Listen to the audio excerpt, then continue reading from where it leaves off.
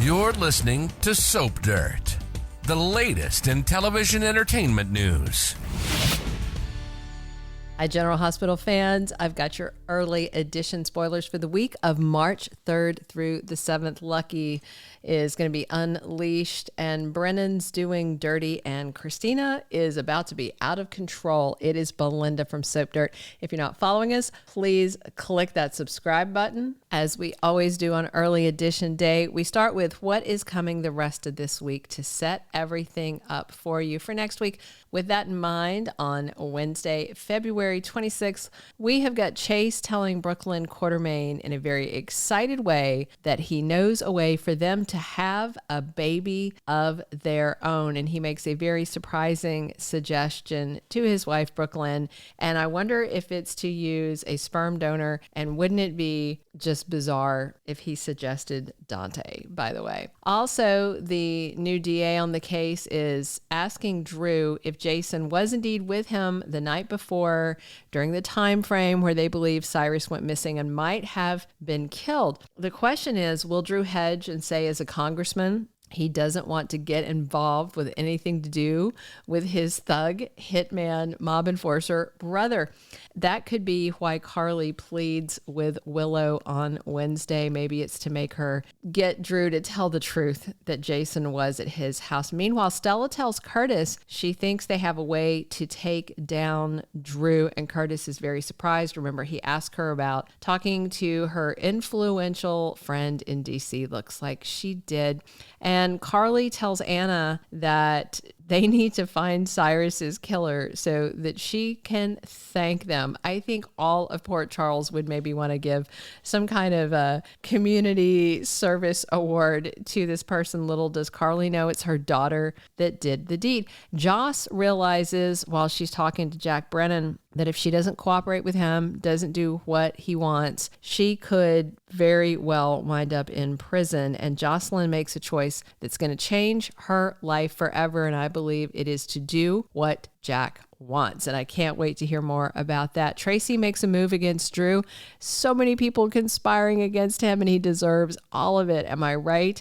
And Kai and Trina have a romantic moment. It looks like in the promo, didn't she do some kind of tip off the ladder, and he catches her? First of all, he has an injured arm. And second, they did that exact thing with Spencer at the Jerome Gallery a couple of years ago. And I don't know if I like this repeat. Anyway, Thursday, February 27th, Trina opens up to Aunt Stella.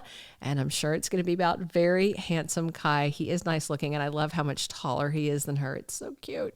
Carly is completely shaken. No doubt worried Jason is going to go down for the crime of killing Cyrus. I wonder if Carly's going to do what she always does, and she runs to Jack Brennan for help like usual. It would be kind of ironic since he's the one who planted the evidence that is implicating Jason.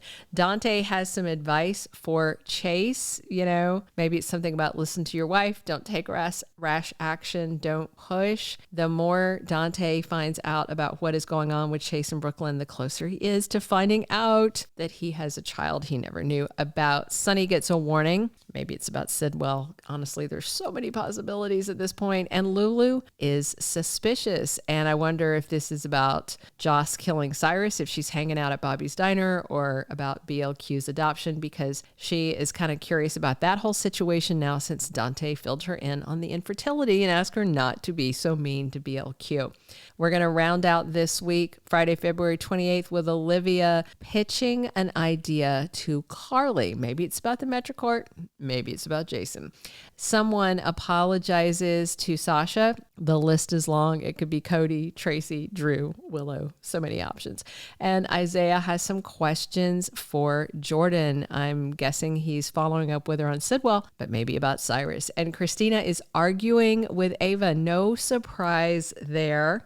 She thinks that Ava doesn't deserve to be around her daughter Avery because Kristina lost her baby, but nobody at this point in Port Charles but Kristina thinks that Ava is culpable in what happened. And Molly opens up to Cody. I'm enjoying their vibe. I know some people are torn about it, but I think they're a good balance. Molly needs somebody to help remove that stick from her backside. Maybe Cody's the man for the job.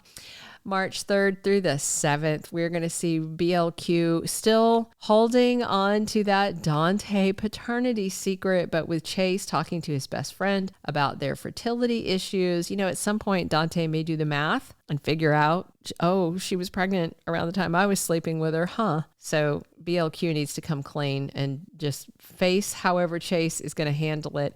Lucky is recovering and he's set to be unleashed on Port Charles again. He's going to be released from the hospital. And of course, Elizabeth and Aiden are so relieved that he's okay. And Liz is thankful that Lucky saved her life. And this is going to obviously accelerate their reunion timeline. So Brennan has this case in town that he wants Joss to work for. He talked about it being about the greater good, and I wonder if it is about Sidwell. That's really the only thing that I know of that's happening right now, unless there's something we just haven't heard about they're creating for this purpose.